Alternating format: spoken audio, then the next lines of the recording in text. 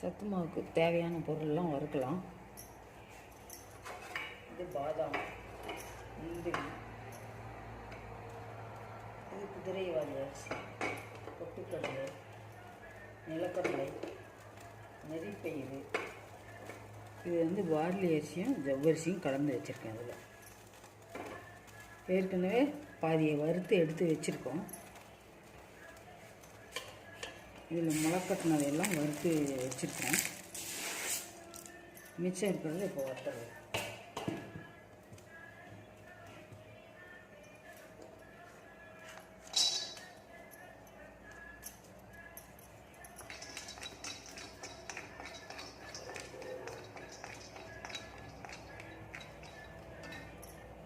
லேசாக